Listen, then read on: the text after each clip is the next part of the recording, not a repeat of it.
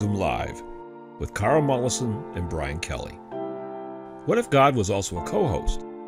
What if the historically rare ability to question God directly and get profound answers back has been rediscovered? What would God say to today's sophisticated but deeply troubled world? Get Wisdom Live is here to share those answers with you. Here is Carl Mollison and Brian Kelly. Welcome to another episode of Get Wisdom Live. I'm Brian Kelly, along with Get Wisdom founder and director, Carl Mollison. This week, Creator explains why alien families are dysfunctional. If that sounds like a topic from out there, trust me, it is, Carl. Well, it's far out, but not so far as people might think. Yeah. We're groomed by science to believe visitation by extraterrestrials is impossible because of the vast distances involved.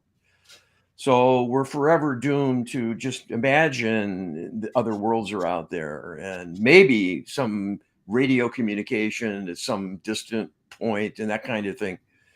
But the reality is they are here. They're part of our world. They run the world. And we know a lot about this. It's not pretty.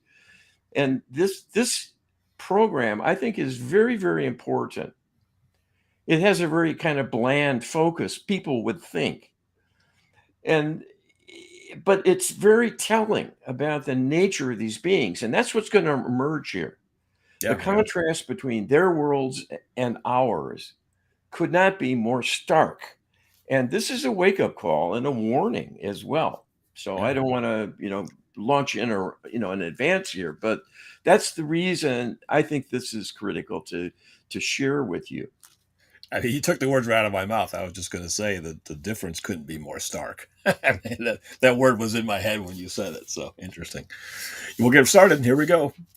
U.S. Creator, we have learned from past channelings that the nuclear family is a divine design and agenda, that the two sexes were made to complement each other and provide built-in incentives to come together as couples and have these unions last for a lifetime. Do the three main alien races of the extraterrestrial alliance also consist of two distinct sexes, male and female? We know that all these civilizations are now loveless, and that would certainly impact the quality and duration of relationships. Can Creator share with us, do aliens mate for life or even marry? All right, and this is what I channeled from the creator of all it is. These are Creator's words. The general schema of a binary gender distinction between male and female is characteristic of all three alien races. That has not been corrupted to blur distinctions or become more fragmented, but the key purpose of life, being love-based and love-focused, has been lost because of a disconnection from spirituality for all three of these races of beings, because all were heavily corrupted by spirit meddler attachments for many millions of years now. And this has taken a toll in widening the gap. And with so much time having gone by, these civilizations have hardened into a materialist perspective with ingrained selfish motivations governing everything. These beings are true psychopaths at this point and only serve themselves. They might be forced to defer self interest to someone in a position of greater power or authority within their hierarchical systems of power and control. But that is not the same as having ideals and making self sacrifices for the good of all or for a cause larger than the self. And even then, the fellow members of the group, as with serving the divine. So this changes everything in the mix of motivations and potential rewards that are possible, given the great limitations of each individual. So relationships are much less stable or lengthy in duration because beings, in the absence of love, end up having to serve one another, and that goes against their nature. There are alliances that form that are more like a business arrangement with shared responsibilities and duties to establish a partnership, but it will be without the joys of true and deep friendship that is always love based, let alone the emptiness of sexual relationships with no love in the mix, even being possible. There is a registration of offspring, and there are contractual arrangements akin to marriage because, by the very nature of these limited beings, they are not trusting or generous in giving, prone to kindness, as is true of human beings on average. So there is much cynicism. And given the long lifespan compared to human of extraterrestrial beings, they have learned they cannot trust anyone fully. And so they do not expect to enter into quite long lived working arrangements readily. This is all quite sad because there is an emptiness in the lives of these beings, not knowing love that people take for granted, because it is in your nature as humans to have loving impulses very strongly as infants. And this will only wane if it is suppressed in some way through mistreatment or neglect. Otherwise, people will yearn for love on a lifelong basis and will rarely give up the search, even if circumstances work against them. And that is in keeping with the reality that love is an imperative from a divine perspective and the overall plan for all beings in the universe to both need and give love, at least for the sentient beings capable of more refined and complex thinking. So, in the alien worlds, pair bonding is a utilitarian exercise when there is a need for offspring, as decided by the state in most cases, and arrangements made for a couple to do the deed and set things in motion. But that is more a practical necessity and a state sponsored and controlled activity than something resembling a human love relationship, giving rise to children and a family orientation as a way of life. Well, I did suspect that would be the answer that Creator would offer. But of course, Creator comes through with a much deeper and more detailed and definitive answer than I could ever conceive of. But yeah, the idea that childhood is a contractual arrangement arranged by the state, bringing two people together that probably wouldn't have come together otherwise, and to think that this is the norm for three massive civilizations out there is, well, it's a little disheartening, Carl. Well, it's very bleak. And the whole dilemma then, and if you're talking family, Yeah, what about the young and how do they fit into society and the possibility even of a family experience when there's yeah, no love possible in the picture.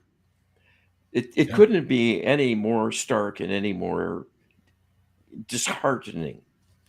yeah. No, there's no, apparently there's no love. There's no, and I can imagine that having siblings is probably rare. I mean, the sense of having a sibling from the same parents. You know, much less getting to know that sibling and having them be having any kind of bond with them. It may be extremely rare, almost non-existent in these civilizations, for all we know. Well, It's just it's impossible. it would only be a hazard Yeah, right, and and a source of negativity. You're somebody to compete with. right, right. We see that with human children quite a lot because they grow into their morality. There's a kind of a basic survival element to serving oneself and the ego that helps get children through that period of vulnerability, but they need to be tamed, they need to be Yeah, socialized and given a loving treatment to learn how to love and be kind and loving to others. And that has to come from the family. yeah. And when there's no family, they're not getting that, I'm sure. U.S. Creator, in human society, the family is the central focus of most humans. Even in dysfunctional families, blood ties still mean something. For billions of humans, especially dedicated homemakers, the family will absorb 80 to 90% of their time and effort, whether it's caring for children, taking care of aging parents, doting on a spouse, planning the next family reunion, Thanksgiving dinner, or a family vacation. The family is central, and for some, almost all consuming. If aliens in the extraterrestrial alliance are psychopaths, their families must be equally dysfunctional.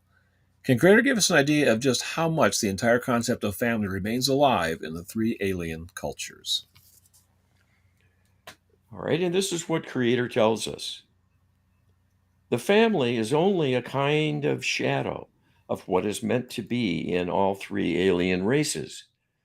The worst are the longest lived, the Anunnaki and reptilian races, but in none of them is the family prized. It is simply a functional duty and activity to have offspring at some rate. This is not a pressing need among Anunnaki, who can live as long as 1,000,000 years. So their society is quite carefully regulated to not overpopulate, given the longevity they enjoy. But even among the others, there is not unregulated breeding. That is not only for practical purposes of keeping things in a positive ratio with respect to attrition and maintaining an adequate birth rate to support their society. A major factor in keeping strict limits on reproduction is that there is no strong desire to have young in any of the extraterrestrial cultures. And that is because the people are just too selfish, and because they are cut off from their higher selves so severely, the ability to have love energy, to experience what it is like or be inspired, will be minimal. So the prospect of pregnancy and rearing young is seen as a burden rather than an opportunity. Because in human society, it is many times the highest goal of females to become a mother and rear young and have a family that includes a loving mate and partner who will be a co parent of the young and will have as much delight as a father as is true of the mothers giving birth and working to help them grow and thrive. The absence of love changes everything. This can hardly be overemphasized. How shallow and empty an existence is for the psychopath. In human society, female psychopaths are encountered in situations where a mother kills her infants as a way to escape the burden and responsibility, if they are even in that situation and have not avoided pregnancy altogether. Many times, given the relative youth of the human civilization and the strong karmic links to being a parent in other lifetimes, because having a family is such a central role in human society, females who become corrupted and altered to the degree of the psychopath may yearn for love as a kind of karmic echoing within themselves. But when they actually marry and start having children, find the rewards quite disappointing in finding out the children are not really there to serve and worship them as they presumed, but are needy as individuals and demanding of endless attention and devotion the psychopathic mothers are unequipped to offer.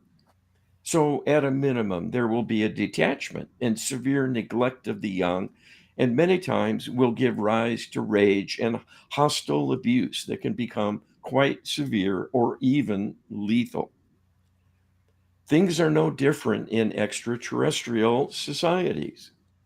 The level of brutality is severe in all three worlds among the Anunnaki, the reptilians, and the Arcturians, the blonde haired Nordic types who look quite human. There is a coldness and a utilitarian approach to child rearing, and that is frequently state sponsored to provide an incentive for individuals to accept the burden and responsibility, even though much can be farmed out through underlings to provide much routine daycare. This, of course, is quite unnatural and leads to infants and children of the aliens who will, in turn, be remote and heartless. Not only do they have little to work with, being cut off from the flow of love themselves, the clinical detachment of caregivers, and the loveless world they come into does nothing to provide a useful, positive role model to encourage them to be a joy to be with. So, all in those worlds become self contained and self serving individuals who may be kept in line through rigid rules and customs that are enforced with heavy punishment. But that is not a real substitute for having loving interest in one another in a mutual sharing. Well, you just never know what creator is going to offer up, because I didn't anticipate that we would get information on human female psychopaths killing their infants from this question. But boy, it was illuminating. Not in a good way, but it helped me understand some things for sure. Well, it's probably the best corollary, the best parallel that we could use. And this is creator's brilliance, and really finding ways to teach things that as humans we might not think of. Certainly not off the top of one's head. When I do Right. these channelings, I'm not planning anything. I don't think about it in advance. I just start channeling, and then the words come out. I listen to the question, and then the answer starts coming, and it's all of a piece. It's perfect grammatically, Every time. and it's cogent and Yes, meaningful and tells a story. And that's absolutely. not easy to do, even about things you know of. But who knows what alien civilizations and their families are like? Yeah, None of us exactly. have been there and been a part of it. No. So this is new ground we're breaking here, and it's rather enlightening and distressing as well. And we even know to ask these questions, Carl, because of past challenges and things we've learned. If left to our own devices, we'd be like most humans and probably think that the aliens were good people, advanced. And, certainly they must have evolved from a maturity and generosity basis. It must be a paradise, right? But that's, Well, and we're being groomed to believe that with programming, because they know that's how we think. We have yeah, this silly thing called love that we care so much about, that they see as a folly and a weakness, because yeah, it doesn't mean anything to them. They can't feel what it means to yeah, have love. So they just despise us, everything about us, and see us as more like a lower creature, a lower animal that hasn't matured to really fully embrace the need for power and personal control of things. yeah, yeah, So like we're they all have. dupes, wanting to help one another, and they see that as serving one another, and they wouldn't stoop to, Boy, spend a lot of loving time with children, even of their own. I just can't wait to get rid of all this love, Carl, and just be an isolated, bullied, lonely, dejected individual for my entire million-year existence. It just sounds wonderful. Oh, U.S. creator. Human infants are completely helpless and need full time care for a number of years, and then close supervision for many years after that. Are the Arcturian infants and Anunnaki infants similar? What about reptilian children? Do they have the same extended needs, or are there some pronounced differences? All right. And Creator tells us, we would say that the children of all three extraterrestrial races are prodigies compared to human young, and become self reliant and self sufficient at a very young age. Not only are they brilliant intellectually, they are normal, quote unquote, in having access to parts of the mind that are corrupted through genetic manipulation among humans. So they can use more of their faculties for quick learning, memory retention, and creativity, enough to parlay their learning into increasingly effective and efficient functioning. By comparison, human young languish for many, many years of immaturity and must indulge in fantasy much of the time to aid their own development, partly because of the inherent defects in the human genome that were manipulated almost at the very beginning of the appearance of the human race, but also because they are manipulated and held back by the culture. Humans are programmed to have low expectations of the young, to keep them sidelined and infantilized more than need be, and put through a schooling process that is often as much counterproductive as helpful. This also stifles maturation and development of useful talents and skills. So, this makes human parents complicit in subjugation of humanity, unwittingly, through programming. in how they treat the young to limit their options and keep them constrained more than is healthy.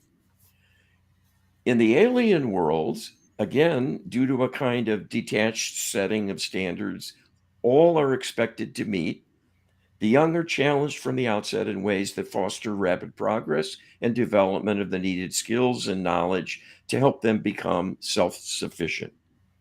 There will be many pressures on them, even threatening survival, in worlds where a standard way of dealing with adversaries is to eliminate them if possible.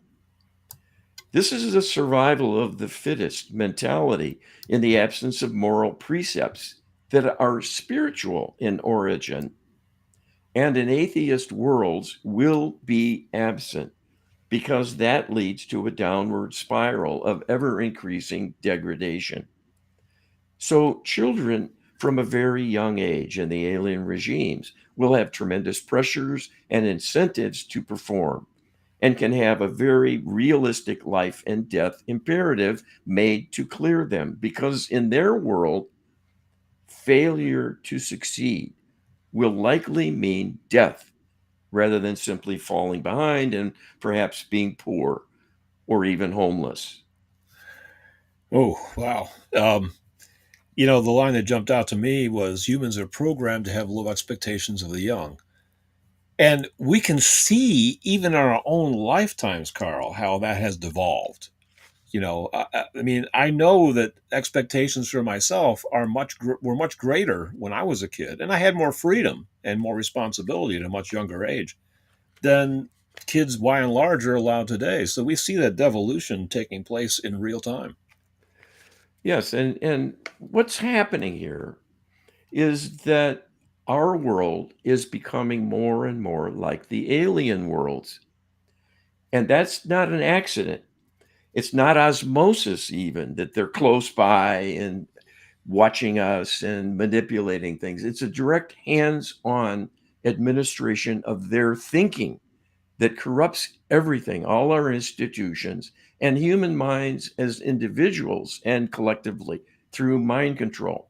So we're not getting to the that particular consequence here of this difference in perspectives, but we become more like them every year, getting rid of religion, getting rid of niceness, putting in authoritarian mandates and regimes that are demanding of the citizenry and unforgiving Yeah. when Yeah. things don't go the way they like. And it's run by elites at the top. It's kind of a double whammy because, on the one hand, yes, you're absolutely right that there's a darkening of the outlook, which mirrors their outlook, but it's combined with also their despising of us.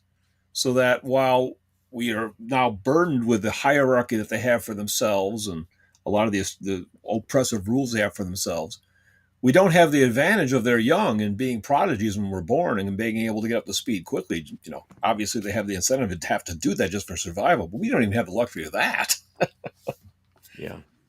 So it's well, be sure the positive thing out of all of this, Carl, is that there's a solution that Creator has given us here at the Get Wisdom Project to deal with the problem of evil, because this is really just a showcase textbook example of evil at work and the devolution of consciousness in the galaxy.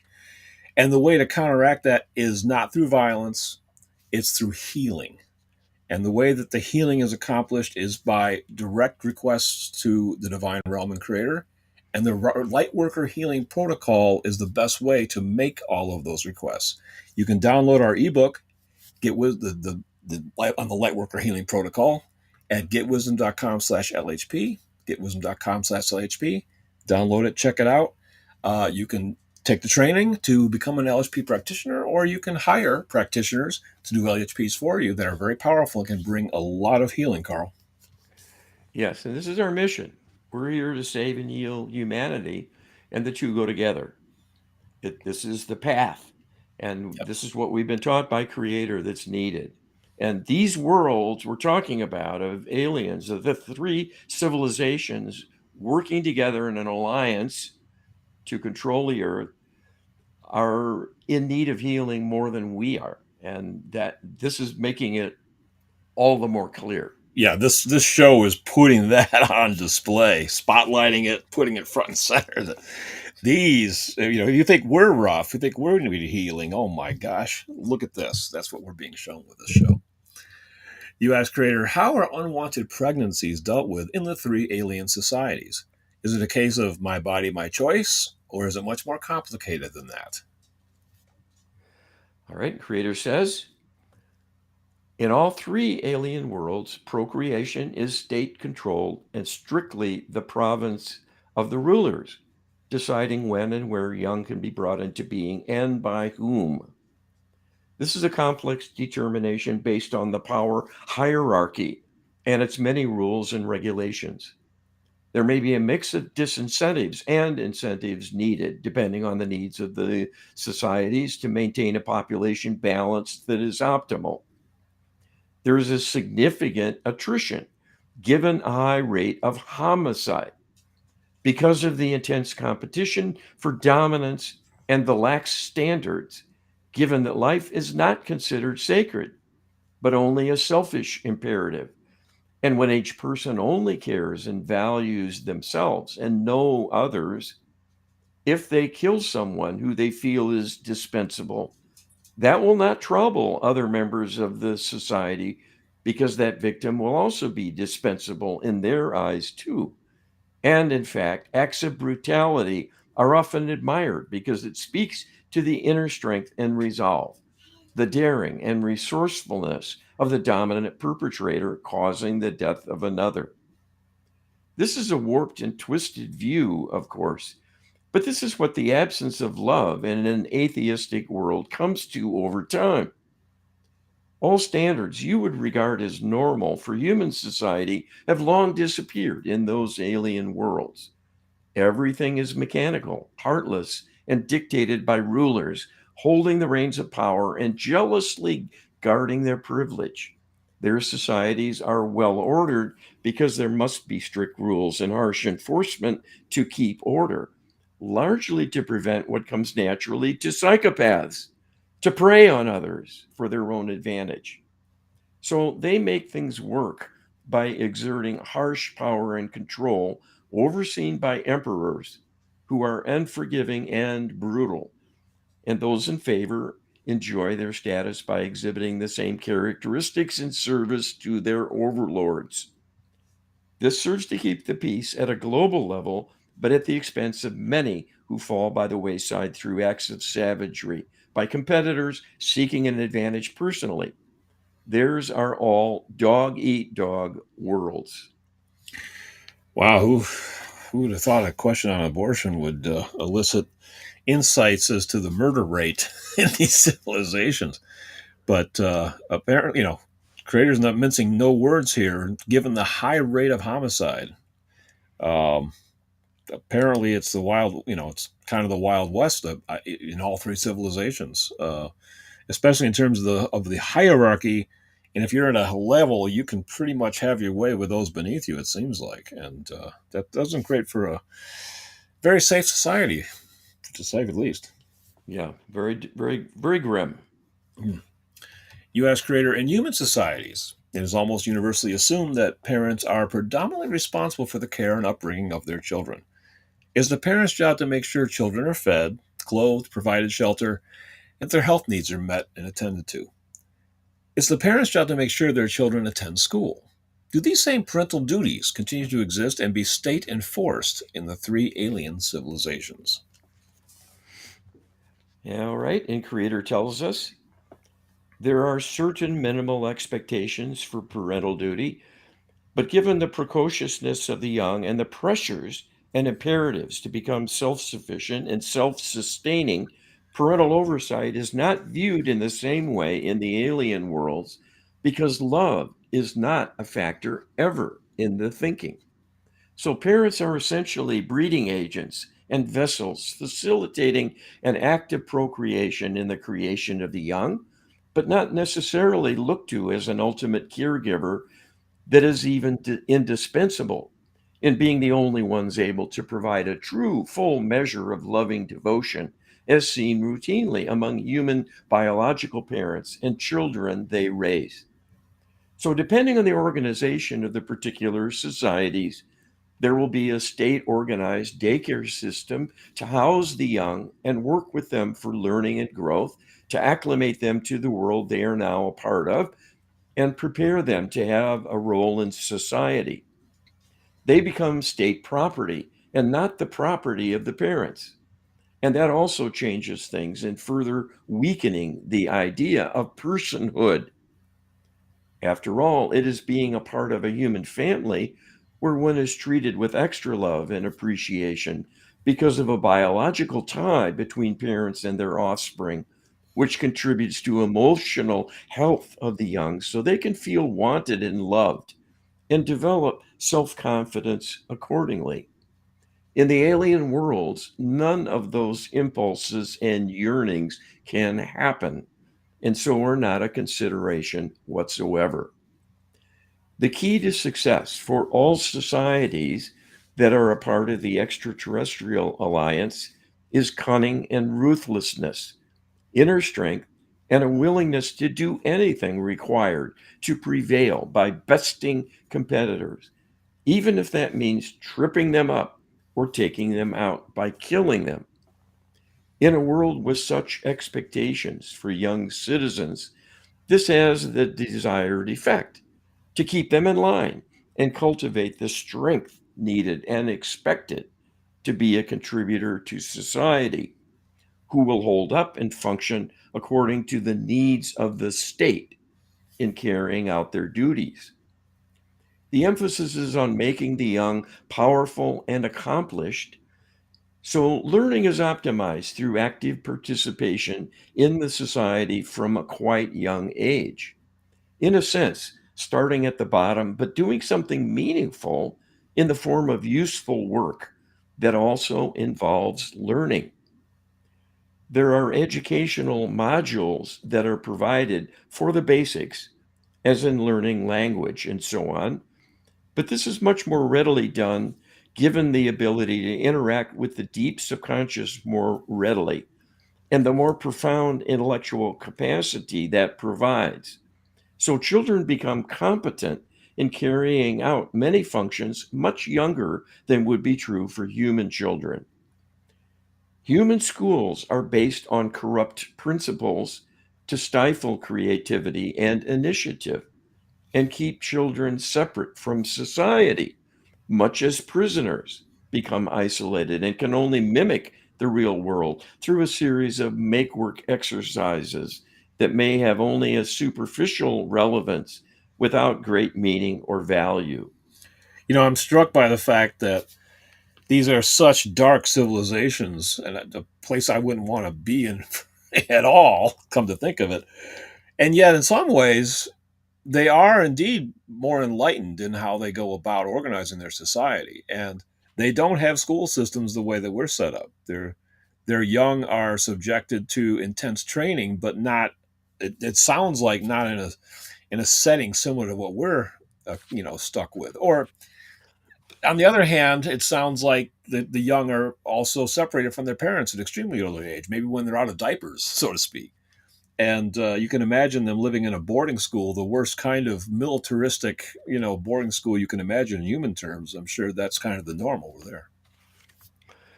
Well, what I take from this, and we've looked at the issue of education before, and we get an F on the report card for Oh yeah, the educational system from Creator. right. Creators And F.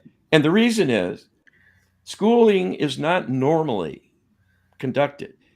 This is a construct imposed by the aliens, knowing that if you take kids away from society, house them in a kind of lockup, these school buildings, and they spend all day in school and they're given kind of make work things, learning about irrelevant information, it will dull their thinking, stifle their creativity, and undermine their initiative and their zeal for living. It'll Right. be destructive, in other words. And Yes. and so there's a brilliance in their thinking that schooling is going to hurt more than Yeah. help.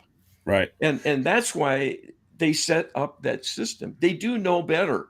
Yeah, and they do differently with their own young. But that being said, it's clearly not a utopia for the young of these civilizations. Exactly. They Yeah. have to make or break it. The expectations are extremely high, and if you can't meet them, you're dead. It's not that you fall behind; you're just out of here. Yeah. And that's not an easier way to come up at all. But if your goal is to create, contributors to your civilization, then that's obviously a way to go about doing it for sure.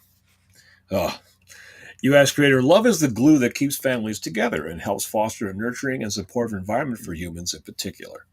In loveless worlds, that tie would presumably no longer bind. However, karmic ties would still be operative and would bring beings together to relive their karmic dilemmas over and over again. Do Anunnaki mates from billions of years ago still have karmic ties that would bring them together yet again and again and again? What can Creator tell us? All right. Creator says the law of karma does act on beings in all three alien societies, but they are blind to the realities of this because the law of cause and effect is a divine law. And being atheists, they do not look for or appreciate there are laws of nature that apply to them as physical beings, apart from what they can observe through their science in learning about the physical realm.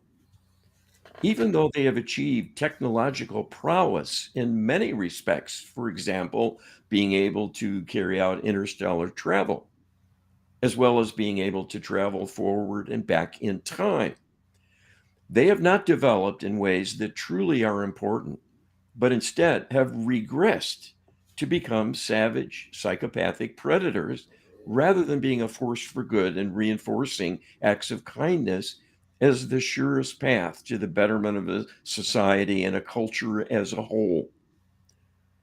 The goal of life is for it to be in service to love, both giving and receiving. That is the true fuel and engine of advancement universally. When there is divine oversight and assistance with an open awareness of the possibilities in particular. When the connection to the divine becomes impaired and people drift away from thinking about the divine or caring, there will be a diminishment. And that is what has happened one by one throughout your galaxy.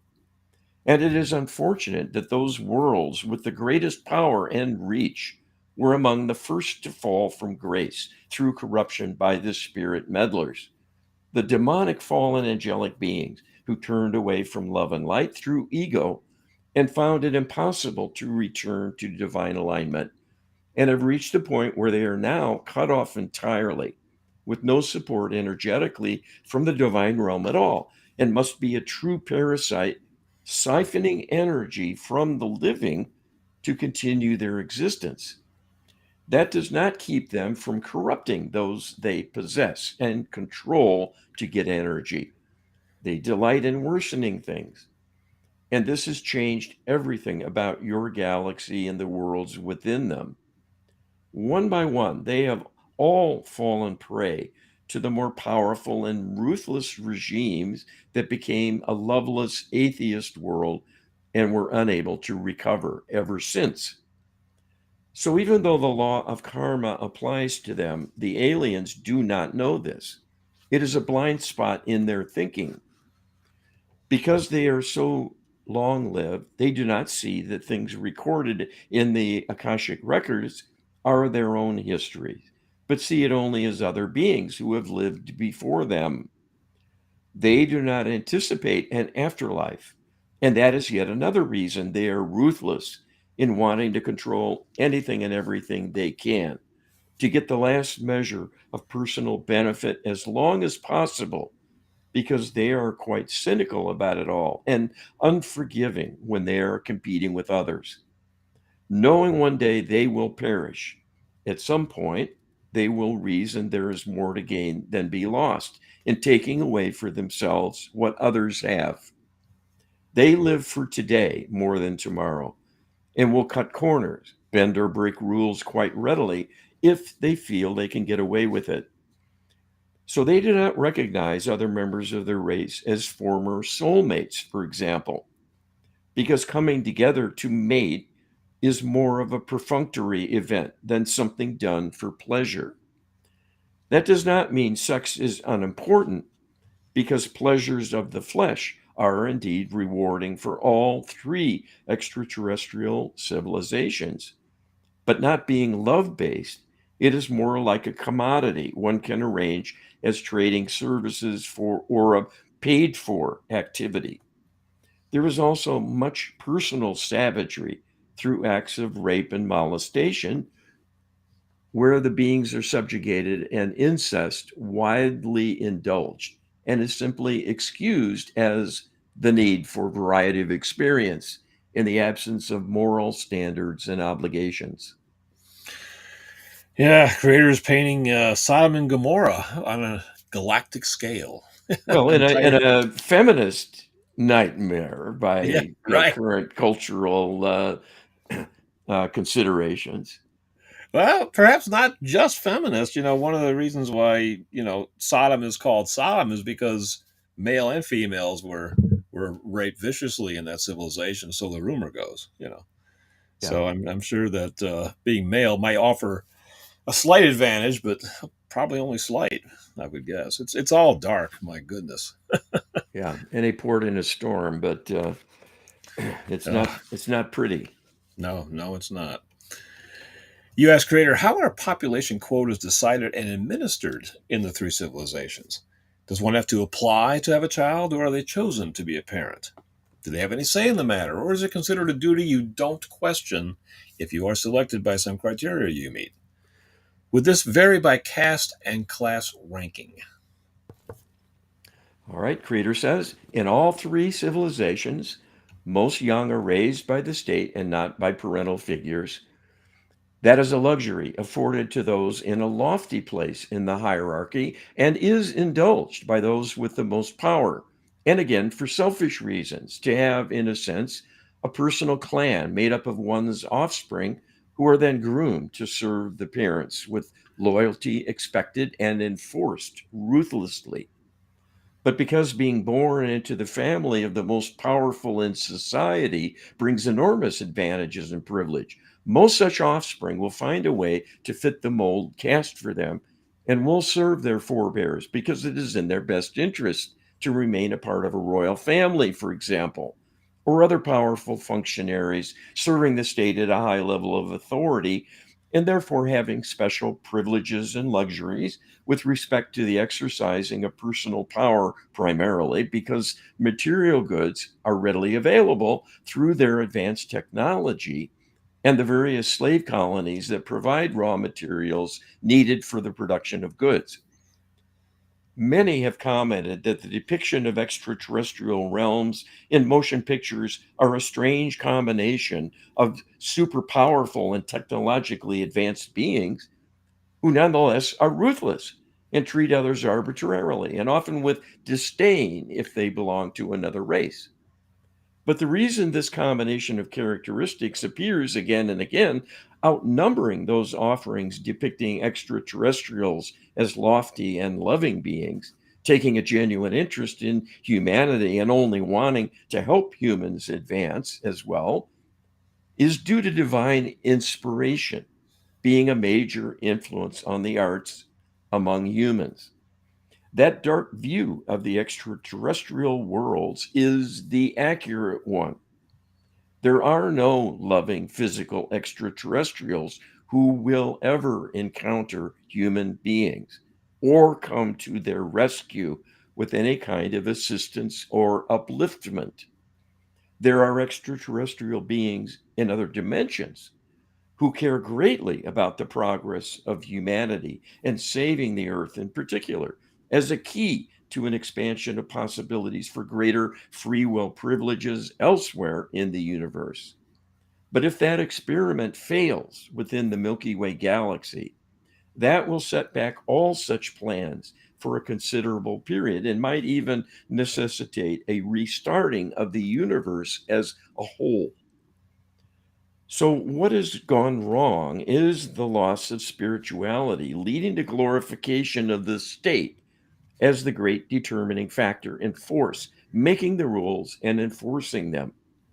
The lesson in all of this has played out within human societies a number of times now, that the lure of socialism, looking to the state as a kind of parental substitute to care about its citizens and treat them fairly and allow equal sharing of rewards and privileges, always turns into a form of fascism, where the state becomes a power center that ends up subjugating the citizenry and taking away privileges and rights that, in a twisted logic, is mandated as state sponsored fairness and equality, that is truly a lowering of standards and elimination of freedom, because the citizens cannot flourish but will end up having to serve and pay homage to the state in whatever is mandated for them to contribute.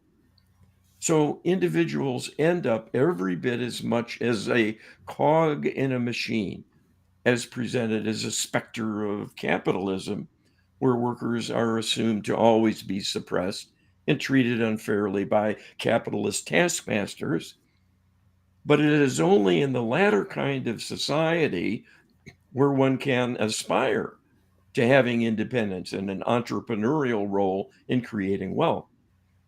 That is a far better system in bringing abundance to the whole of society than what is, in effect, a kind of slave world of sameness and a low standard of living in the absence of incentives provided by gaining a true reward from increased effort.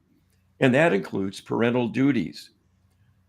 Other than that exception, where a selfish interest from holding status to be able to groom offspring personally and control them as a kind of clan within the society as a whole, parents are reduced to being breeding stock in service to the state. Oh, you know, there was a movie. Oh gosh, I can't. Of course, I can't remember the name of it now. But yeah, it basically portrays women as breeding stock, breeding slaves. And it's popular with certain leftist ideologies, as showing a kind of hazard for right wing thinking. Um, but but we're seeing that that's basically the case in the alien worlds. The parents are just breeding stock, and probably appointed, where they like it or not, to procreate and then hand the child over to the state. And it's just it's as far away from our experience and expectation of parents, human parents, that is, as you could possibly get it. So, or so it seems. Well, and this is adding to the thesis that I've set out along the way here, that we're getting that way because of them. They are rubbing off on us through direct, purposeful corruption, because they only see one way of running a world and they're imposing that on us. And then the consequence is all these distortions. And they use our ideas and our spiritual yearnings and our longing for fairness and equality and sharing against us by coming up with a scheme like a government system where you're duped into believing you'll get your fair share Yeah, if you vote for someone who wants a kind of system that promises this and then puts the power in the state. yeah, And in the process, you lose control. And that's what they want. They want to be in charge of everything and in control of everything. They don't want free thinkers. yeah. It Oh, yeah, causes them trouble. So they create the same template that has worked in their worlds: yeah. power, authoritarianism. And Yeah, that is what's lurking behind these societal trends. yeah. They want capable citizens that can perform, you know, difficult tasks, demanding tasks, because the creator has said these are all prodigies, but they must be obedient prodigies, right? So, they must be essentially cogs in a wheel, brilliant cogs in a wheel, but if they want a long life, they better be very obedient ones, Carl. Yeah. Well, and this is that, where do you want the power? Do Yeah, you want to have some so you can have your own choices in life? Or do you want to have it all dictated to you by the yeah, government? yeah. It And seems that's the only. that's the illusion that's being created with the socialist system. It's saying, you'll have power when you come together. But Yeah, what they're really wanting you to do is hand the power over to the state. And what Creator has told us is that even a tyrant, a terrible tyrant, a monster, can be deposed. yeah, They could be subject to a coup or some sort of uprising. You kill the head of the snake, that's it. You can get power back. But when the yeah, power is in the state, it's too big. yeah. No person can change anything. And No, it's lost. You've lost out. I mean, you'll never get that power back. right. And even the head at the very top of the whole pyramid is essentially powerless to change it as well. Not that they have the desire to do so, but it certainly appears that way. Yeah, without our help, that all appears lost, just as Creator paints it out, Carl. Okay, you asked Creator. Now we're going to get on to some solutions, as always. Because the family is so central to the health and well being of individuals, the health of the family is a barometer of the health of the individual and of the civilization.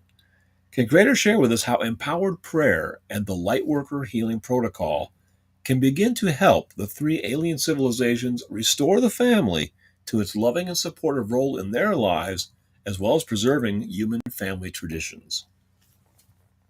All right. And Creator says, it is an important truism to understand fully that what makes humans special and sets them apart from other worlds within your galaxy is the central importance of faith, family, and freedom as the bedrock foundation for personal and collective happiness among beings who are truly, in some way, capable of receiving divine love and thus have the ability to give and receive love with others and enjoy what is an ordinary and quite normal human experience in growing up within a family, being cared about and cared for by loving parents, and in the process, learning to do the same for one's own family one day. Because you are used to such an environment for the most part, or at least know enough of the possibility to have the yearnings and will suffer without it if in an impoverished nation or the victim of civil unrest or war disrupting things and so on. The desire for those attributes and accoutrements lives within you and is quite strong. The reason they are so important and so powerfully beneficial is they are divine and come from Creator.